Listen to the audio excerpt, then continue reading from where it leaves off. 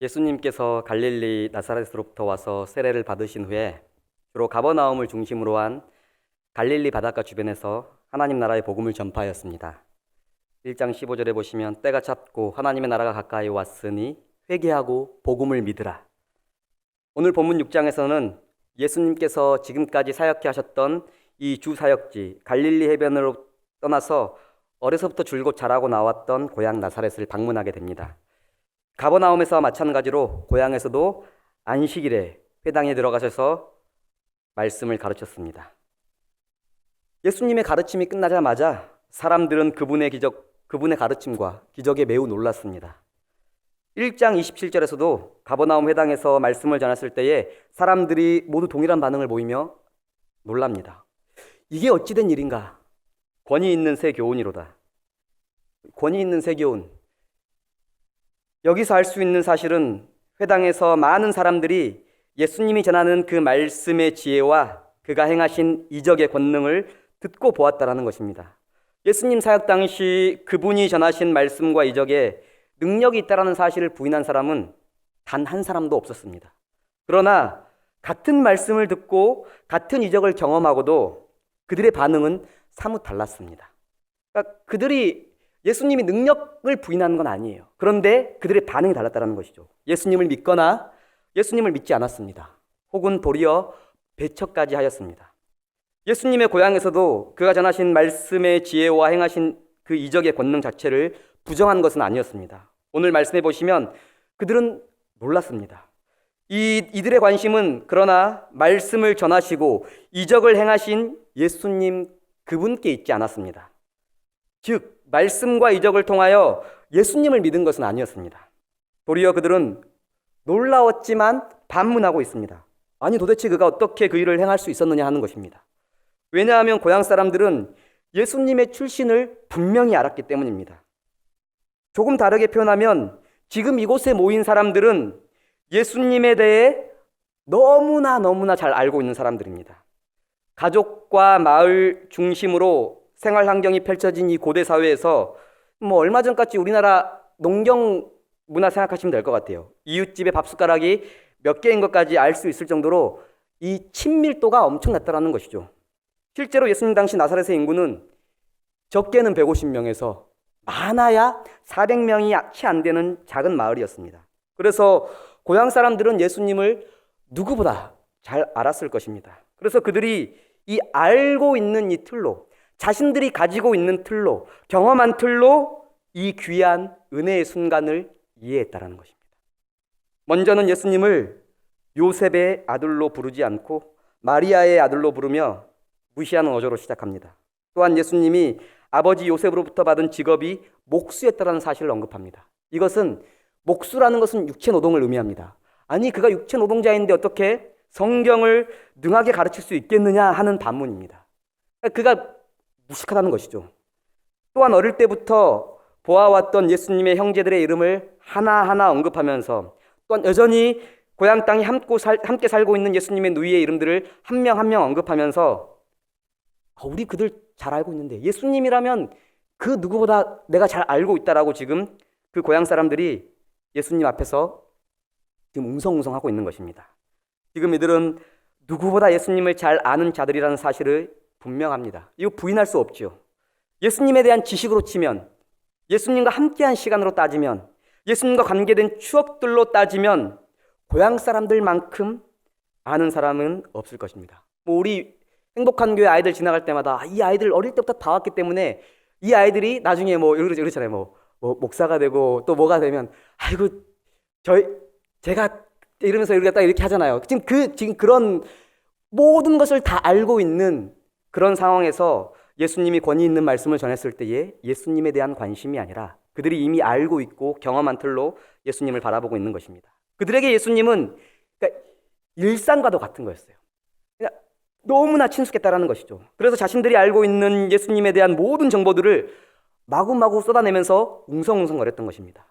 그러한 친숙한 정보는, 그러한 친밀한 정보는 예수님을 믿기 위함이 아니라 도리어 그분의 지혜와 능력을 거절하는 근거가 되어버렸습니다. 심지어 오늘 본문의 시간적 배경은 어디죠? 안식일입니다. 그들이 회당에 모여서 말씀을 듣는다는 것은 그만큼 경건한 신앙을 가진 자들이며 구약을 매우 잘 알고 하나님의 말씀을 듣고 그 말씀을 통해서 아버지의 뜻을 구하려고 모여 있었습니다. 근데 예수님께서 아버지의 뜻을 선포했음에도 불구하고 그들은 아버지의 뜻을 구하고 그 뜻을 통하여 자신들을 비추는 것이 아니라 저 목사님, 저 장로님, 저 집사님, 내가 잘 아는데 저럴 뿐이 아닌데 저 말씀이 아무리 권위가 있고 능력이 있다 할지라도 그들은 이미 자신들이 가지고 있는 선입견과 틀로 예수님을 바라보고 있는 것입니다. 하나님의 말씀은 그들에게 지금 안중이 없는 것이죠. 오늘 이곳에 모인 저와 여러분들도 예수님을 아는 것에 있어서는 아마 행복한 교회에서 이 오후 예배까지 드릴 정도의 신앙의 열심이라면 행복한 교회에서 손꼽을 수 있을 것입니다. 우리 권사님들 행복한 교회에서 손꼽을 정도로 예수님에 대한 지식이 빠삭할 것입니다. 손꼽을 정도로 신앙의 연륜이 오래되셨을 겁니다. 손꼽을 정도로 오랜 시간 직분을 감당하고 그 누구보다 신앙의 열심을 내어왔던 사람일 것입니다. 그런 여러분은 예수님을 알고 계십니까? 진실로 단순히 알고만 계십니까? 아니면 진실로 믿고 계십니까? 지금 이 순간 예배를 보고 계십니까? 내게 허락하신 예배의 감격을 누리고 계십니까? 이미 알고 있는 지식으로 가만히 앉아서 말씀을 귀로만 듣고 계십니까? 아니면 말씀을 통하여 날마다 주시는 은혜를, 심지어 오전부터 지금까지 주시는 그 은혜를 너무나 갈구하여서 시편 기자의 119편 기자의 말씀처럼 말씀의 숨을 헐떡이고 계십니까? 더욱 충격적인 사실은 가장 가까운 고향 사람들의 입에서 예수님을 지칭하는 이 단어가 다음과 같다라는 것입니다. 우리 2절과 3절을 보시면 가장 많이 나오는 단어가 무엇입니까? 눈으로 쭉 훑어보시면 예수님의 이름은 한 번도 언급되지 않습니다. 그들이 예수님을 가리키는 데 사용한 단어는 이 사람입니다. 이 사람, 저 사람. 언제 쓰는 것이죠? 잘 알고 있을 때, 지시대명사 잘 알고 계시죠? 2절에 2번이나 3절에 1번 하면서 3번이나 이 짧은 구절에 3번이나 예수님을 이 사람으로 지칭하고 있습니다. 그들에게는 이미 서로에게 익숙하고 잘 알려진 것이죠. 마을 사람들에게는 예수님은 잘 알려진 대상이었던 것입니다. 마을 사람들은 회당에서 예수님을 가리킬 때에 예수님의 이름을 부른 것이 아니라 예수님을 이 사람으로 칭했다라는 것입니다. 이는 마을 사람들이 이 회당에서 능력과 지혜로 가르치시는 예수님을 있는 그대로 믿지 못하고 고향에서 알아왔던 익숙한 예수님이라는 틀로 이해하려고 했다는 것을 보여줍니다. 다시 말해 고향 사람들은 예수님을 잘 알고 있다는 생각 때문에 그를 진정으로 알아가는 데는 실패한 것입니다. 예수님을 잘 알고 있다는 그들의 생각은 그들이 예수님을 믿는 일을 도리 어렵게 만들었습니다. 예수님의 이름은 겨우 4절에 와서야 예수께서라고 그들을 책망하시는 말씀에서 등장하고 있습니다. 고향 사람들의 입에서 예수님의 이름은 언급되지 않고 이 사람 저 사람이라고 언급되면서 그들의 익숙한 틀로 예수님을 재단하고 있습니다. 결국 그들은 예수님의 출신을 알고 있기에 예수님을 그 누구보다 잘 알고 있었기 때문에 예수님을 배척하게 됩니다. 오늘 말씀해 보시면 3절에 예수를 배척한지라. 배척하다라는 동사는 걸리게 하다, 넘어지게 하다라는 뜻입니다. 이 본문에서 같이 본문은 수동태로 쓰였는데요. 수동태로 쓰였을 경우는 믿음을 갖지 못하게 하다 또는 믿음에서 떨어져 나간다라는 의미로 쓰입니다. 그들은 예수님을 잘 알고 있는 것이 그들에게 도리어 걸림돌이 되었다라는 것입니다. 쉽게 말하면 고향 사람들은 그동안 예수님과 가장 가까이 했던 자들이지만 바로 그 익숙함이 예수님을 믿는데 그들을 걸려 넘어지게 했습니다. 너무나 잘 알고 있다라는 사실이 그들로 인하여 예수님을 더 알아가고자 하는 마음, 믿고자 하는 마음을 닫아버린 것입니다. 좀 이상하죠? 다른 것들은 우리가 더 알면 알수록 더 알고 싶은 것들 있잖아요. 소위 말해서 돈은 벌면 벌수록 끝이 없다라고 하고 더 벌려고 하는데 우리는 사실 그렇지 않습니다. 예수님을 알아가는 일에 있어서 알면 알수록 알고 싶어하는 갈망이 우리에게는 없습니다. 사실 그들이 가진 이 예수님에 대한 오랜 지식과 경험들은 예수님을 더 깊이 있게 이해하고 바라볼 수 있는 근거가 될 수도 있었습니다. 예수님이 이런 분이었는데 어떻게 저렇게 능력 있게 말씀을 선포하시지? 왜 예수님이 이렇게까지 말씀을 선포하셨을까? 이 말씀 도대체 무슨 뜻인가라고 그 기존에 알고 있는 지식이 도리어 그들에게 은혜가 될 수도 있었습니다. 그러나 그들은 그러하지 못했습니다. 이와 비슷한 신앙생활은 우리가 주변에서 흔히 볼 수 있습니다. 오랫동안 신앙생활 하신 분들이 말하는 것이 있습니다. 뜨겁게 믿었던 적이 있었고, 물론 지금도 알고는 있지만 나이가 들다 보니 이 신앙생활을 오래 하다 보니까 교회를 너무 잘 알다 보니까 이제 새롭지 않고 뜨겁지 않다라는 것입니다. 이제 너무 익숙해서 복음의 은혜로 가슴이 뛰어온 적이 언제인지 가물가물하다는 것입니다. 뭐 말씀을 봐도 맨날 똑같은 말씀이고, 오늘 본문 읽었을 때에 수십 번 수백 번 읽었던 말씀이라서 어떤 말씀을 전할지 다 알고 있고, 또 목사님의 권면이나 또 장로님들의 권면을 들었을 때에 그거 이미 다 알고 있는 것이잖아요. 예. 우리는 너무나 잘 알고 있고 너무나 그 예수 그리스도를 입에 담는 일들이 익숙하기 때문에 이제는 뭘 들어도 가슴이 뛰지 않는다는 것입니다. 뭘 들어도 예수님께로 나아가는 일에 있어서 나에게 심장을 뛰게 하지 않는다는 것입니다. 그런데 복음의 바른 지식은 우리를 날마다 겸손케 하고 날마다 새롭게 합니다. 참된 복음을 받은 사람은, 경험한 사람은 우리 잘 아시다시피 바울처럼 일평생 주님 앞에 가는 그날까지 그 복음으로 인하여 심장이 뛰게 됩니다. 복음에 대한 익숙함은 우리를 멈추게 하거나 우리를 방종으로 이끌지 않는다는 것입니다.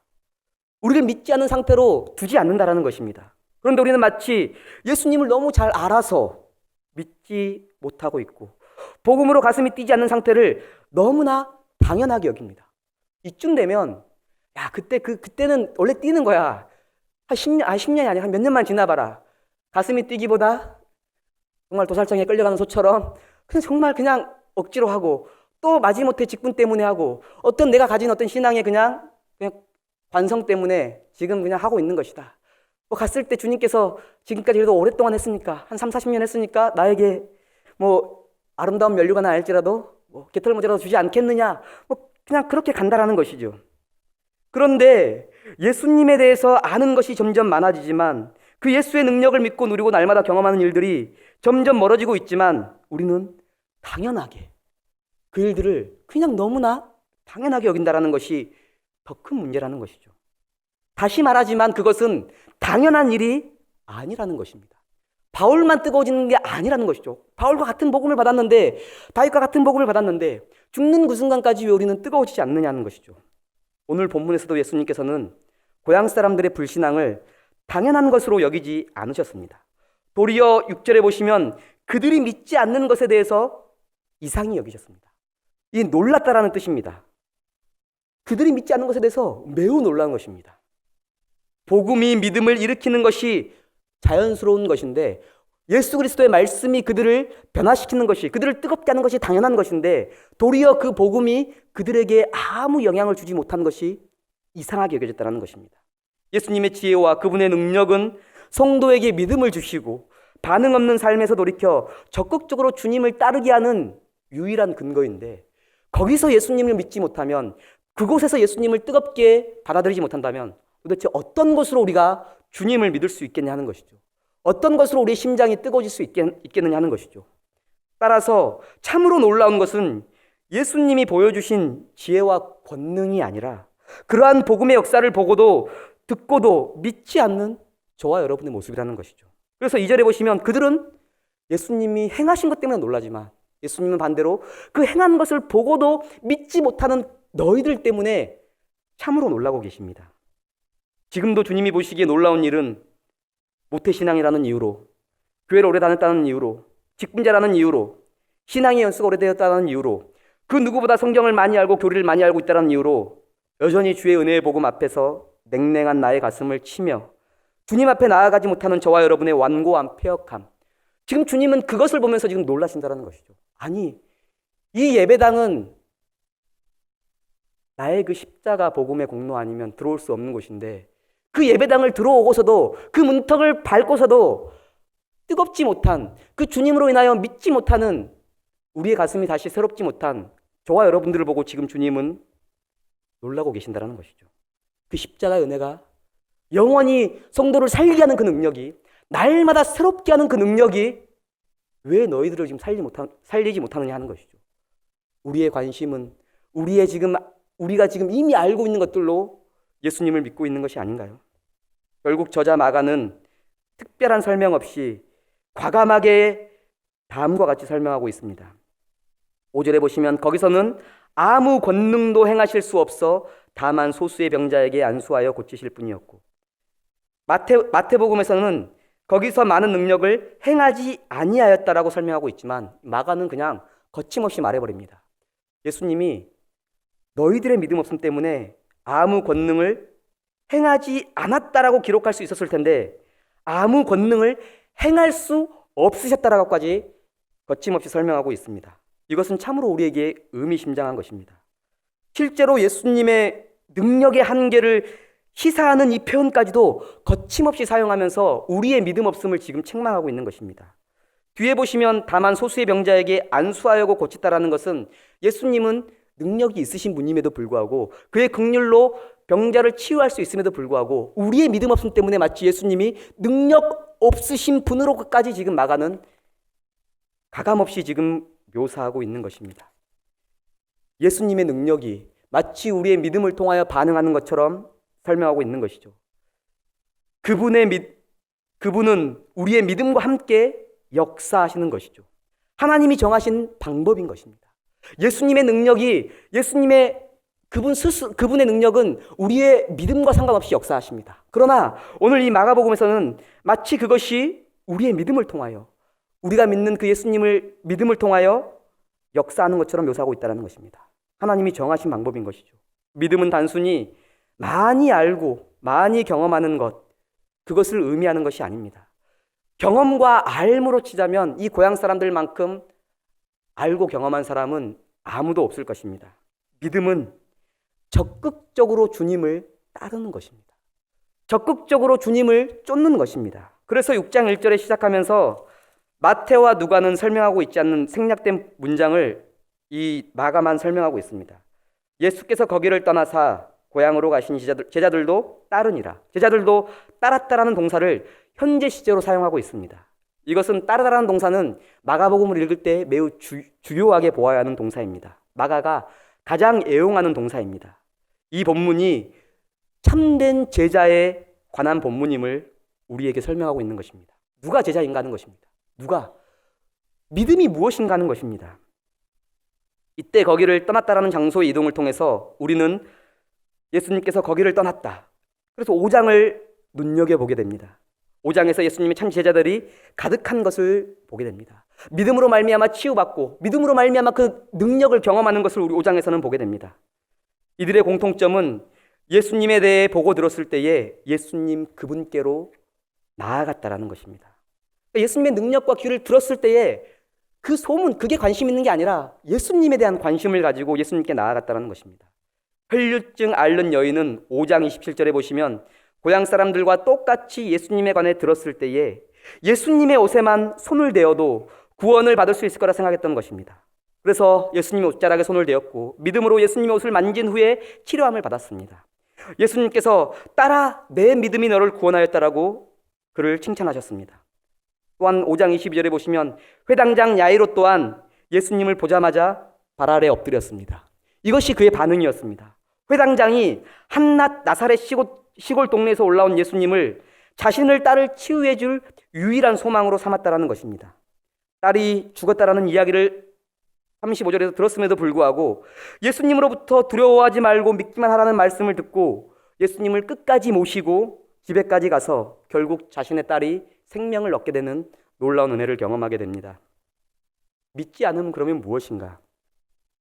신앙의 익숙함 안에서 신앙을 영위하면서 그리스도 예수의 은혜를 날마다 누리기를 거부하는 것이죠. 주님은 날마다 우리에게 은혜 주시기를 원하시는데 너무나 익숙함 때문에 그 익숙함은 무엇입니까? 지금까지 받아온 은혜입니다. 누려온 은혜입니다. 주님이 주신 은혜가 그 익숙하고 잘 아는 그 지식이 도리어 주님을 바라보게 하는데 걸림돌이 되고 있는 것입니다. 불신은 결국 자기 스스로가 규정한 틀을 가지고 내가 가져온 신앙의 경험을 가지고 내가 알고 있는 그 지식을 가지고 예수님과 그분의 말씀을 이해하고 해석함으로써 온전히 날마다 새롭게 하시기를 원하시는 그 주님의 말씀을 받지 못하는 경우라고 볼 수 있는 것입니다. 오늘은 종교개혁 주일이죠. 종교개혁은 그동안의 로마 가톨릭의 전통과 익숙함, 아는 것으로부터 탈피하여서 다시 처음으로 돌아가. 우리가 예수님 그분으로만 뜨거웠던 그 시절로 돌아가서 초대교회로 돌아가서 주의 그 말씀 앞에 서고 그분과 그분의 그 복음으로부터 돌아가자는 구호를 외치고 시작한 것입니다. 매일매일 똑같은 그 익숙함 속에서 아무렇지도 않게 예수님을 믿고 아무렇지도 않게 교회에 나와서 기존에 해왔던 것들을 했고, 그것이 아니라 다시금 심장이 뜨거웠던 그 초대교회로 돌아가서 우리가 주의 말씀과 그분 앞에서 우리의 삶을 돌아보자는 것입니다. 날마다 주께로 가까이 가는 그 열심이 저와 여러분에게 있습니까? 지금 안 만나면 안 되어서 당장 주님 앞에 엎드리는 그 회당장, 지금 치유받지 않으면 소망이 없기 때문에 옷자락이라도 만져야겠다고 했던 그 간절한 심정, 그것이 지금 저와 여러분에게 있으시냐 하는 것이죠. 행복한 교회 와서 제가 개인적으로는 참 좋았던 것이, 물론 뭐 성도들님도 좋았는지는 모르겠지만 찬양 인도하는 것이 저는 개인적으로 참 좋았습니다. 참 힘든 일이에요. 저한테는 찬양을 이렇게 음악에 대해서 재능이 없기 때문에. 그러면서 찬양을 이렇게 인도하면서 찬송가에 관련된 책들도 몇 권 사서 보고, 뭐 많은 찬송가 저자들을 보기도 하고, 그들이 어떤 마음으로 찬양을 썼을까 하는 이게 보다가 정말 많은 찬양 저자들의 그런 작사가들의 그 삶을 보게 되었는데, 제가 특별히 좋아하는 사람이 이 페니 크로스비라는 찬송시를 작곡한 사람입니다. 그는 태어난 지 6개월 만에 실명을 하게 되고 살아갑니다. 절망 가운데 우리 인간적인 생각에서는 절망 가운데 살아가고 있는 것과 마찬가지죠. 그런데 그 눈이 어두워진 상태에서 얼마나 많은 찬양시를 짓냐면요, 약 10,000편의 찬양시를 짓습니다. 미국 대통령보다 더 존경하는 금세기 최고의 인물로 뽑힐 만큼 가장 인기 있는 찬송시 저자이고, 또한 이 인물은 한국인이 뽑은 가장 은혜로운 베스트 찬송가의 주인공입니다. 이분은 여자분입니다. 잘 아는 찬송가 중에서 우리가 잘 아는 찬송가를 제가 읊어보자면, 예수로 나의 구주 삼고 주의 음성을 내가 들으니 인애하신 굳세주여 나의 갈 길 다가도록 오 놀라운 굳세주 나의 영원하신 기업 예수 나를 위하여 나의 생명 되신 주 주가 맡긴 모든 역사 찬양하라 복되신 굳세주 예수 찬양으로 보답할 수 없는 등 너무나 많은 찬양이 언급되지 않았지만 많이 있습니다. 어떻게 눈이 보이지 않는데 주님의 그 영광과 그 십자가 복음을 그렇게 뜨겁게 찬양할 수 있었을까? 생후 6주부터 맹인이 되었던 그가 도대체 무엇을 보았길래 십자가 앞에 나아가기를 간절히 소망했을까? 그러면 그가 예를 들어 그만큼 찬양시를 많이 작곡했다면 그 당시도 꽤나 명성이 있었을 텐데 그가 95세까지 장수하는 축복을 누렸습니다. 눈이 안 보이는 상태로. 그러면 뭐 인생의 말년쯤 되면 좀 쉬지 않았을까? 그런데 이 페니 크로스비가 그의 열정과 그의 심장이 쉬지 않고 인생의 말년까지 요동쳤음을 고백합니다. 심지어 90세가 되었을 때에 자신의 영적인 삶에 있어서 최고의 해였다라고 고백합니다. 기쁨이 넘치는 순간 찬양시를 더 노년이 되어갈수록 더 풍성하게 더 많이 작곡하게 되었다고 합니다. 그것이 도대체 어디서 나오는 것일까요? 우리는 나이가 들면 신앙의 연륜이 자라갈수록 그냥 막연하게 이제 그동안 해왔던 것으로 신앙을 하려고 하는 경우가 참으로 많습니다. 익숙한 것으로 주님 앞에 가는 그날까지 주님을 믿으려고 하는 경우가 참으로 많습니다. 주님의 은혜는 날마다 누려야 하는데 말입니다. 특별히 제가 좋아하는 찬양은 주의 음성을 내가 들으니 찬송가 540장입니다. 페니 크로스비의 이 찬양 중에서 1절을 보면 주의 음성을 내가 들으니 사랑한단 말일세 믿는 마음으로 주께 가오니 나를 영접하소서. 내가 매일 십자가 앞에 더 가까이 가오니 내가 매일 가고 싶은 거죠. 굳세주의 흘린 보배 피로써 나를 날마다 정케해달라고 고백하는 것입니다. 여기서 내가 매일 십자가 앞에 더 가까이 가겠습니다라는 그의 믿음의 결단, 더 정확히는 들어옴이 주님 나를 이끌어 주십시오. 그 십자가 앞에 날마다 이끌어 주십시오. 그 또한 그 십자가 앞에서 자신의 그 굳음을 발견한 게 아닐까요? 나이가 들어갈수록 우리가 그렇죠. 갈렙의 고백이 막 나이가 들수록 실제로 갈렙이 막 힘이 났을까요? 전쟁에 나갈 수 있었을까요? 그것이 아니었을 거라고 생각됩니다. 나이가 들으면 누구나 육신이 쇠하고 좀 쉬고 싶고 좀 포기하고 싶습니다. 그런데 갈렙은 나이가 85세가 넘었어도 전쟁에 나갈 수 있다고 고백했고, 바울은 마지막 순간까지 충분히 원로 대접을 받을 수 있는 순간이 있었음에도 불구하고 십자가를 지기를 두려워하지 않았습니다. 어떻게 이 일들이 가능할까? 그것은 이 페니 크로스비의 이 찬양 가사처럼 들어옴이, 주님 나를 이끌어달라는 그 믿음의 고백, 자기는 항상 이 굳어져가는 이 마음, 어제 그렇게 은혜를 받았는데도 불구하고 이 문방만 나가면 여전히 차가워지는 나의 그 심장, 그렇게 오랫동안 신앙생활을 했음에도 불구하고 주님의 은혜 가운데 다시금 나아가기를 소망하지 않는 우리의 모습들, 들어옴이, 리얼 더 가까이 주님 나를 이끌어 주십시오. 그리고 또 계속 이어서 주님 나를 축복해 주십시오.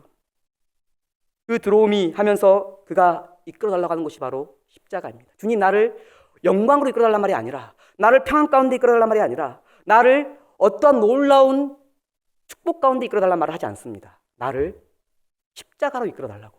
To the cross. 그 십자가가 어딘지를 또 설명하고 있습니다. 당신이 죽으신 그곳. 이 원래는 영어로는 그렇게 되어 있습니다. 주님, 당신이 죽으신 그곳, 그 십자가 앞에 날마다 더 가까이 나를 이끌어 주십시오. 주님, 그 주님의 은혜 아니고서는 소망이 없음을 고백합니다. 주의 음성을 듣고 말씀을 들을 때에 제가 그렇게 뜨거워지게 해달라고 주님 앞에 가는 그 순간까지 고백한 것이죠. 믿음은 주님을 따르는 것입니다. 머리에 있는 것이 아니라는 것이죠. 경험으로, 추억으로 하는 것이 아니라는 것이죠. 자신의 경험, 자신의 아는 것, 그 틀에서 주님을 이해하는 것이 아니라 오늘도 나의 모든 경험들과 아는 것이 주님의 은혜로만 다시 새로워진다는 사실을 우리가 믿고 다시금 소망이신 예수 그리스도께 날마다 나를 두는 것, 엎드리는 것, 붙잡는 것이라는 사실을 믿음의 선배들은 알았던 것이죠. 그래서 죽는 그날까지 그 십자가 앞에 더 가까이 가지 않으면 우리는 굳어버린다는 것이죠. 변질된다는 것이죠. 우리가 다 비난하잖아요. 막 변질된 목사님들, 변질된 직분자들, 왜 저렇게 살까? 난 저렇게 안 살 텐데. 십자가 앞에 날마다 나아가기를 갈망하지 않고 주님의 은혜 앞에 날마다 나를 이끌어달라고 하는 그 고백이 없다면 우리 또한 똑같다는 것이죠. 단지 그 정도의 차이만 있을 뿐이지. 여러분들은 지금 어떻게 살아가고 계십니까? 종교개혁 주일로 우리는 지키고 있습니다. 종교개혁은 우리의 익숙함과 우리가 기존에 해왔던 전통으로 신앙생활을 하는 것이 아니라 오로지 예수님과 그분의 말씀, 그분의 은혜로 돌아가서 다시금 우리가 주님을 바라보자 라는 것이 종교개혁입니다. 그리고 많은 믿음의 선배들이 그 주님을 가까이 하기 위하여 십자가 앞에 날마다 엎드렸습니다. 우리의 삶 속에서도 그 주님의 은혜를 날마다 잊지 않을 수 있기를 간절히 소망합니다. 그리하여 믿음 없는 자들이 되지 않으시고 주님이 주시는 그 믿음이, 주님이 주신 그 믿음이 날마다 주님으로 인하여 새로워질 수 있기를 주의 이름으로 간절히 소망합니다.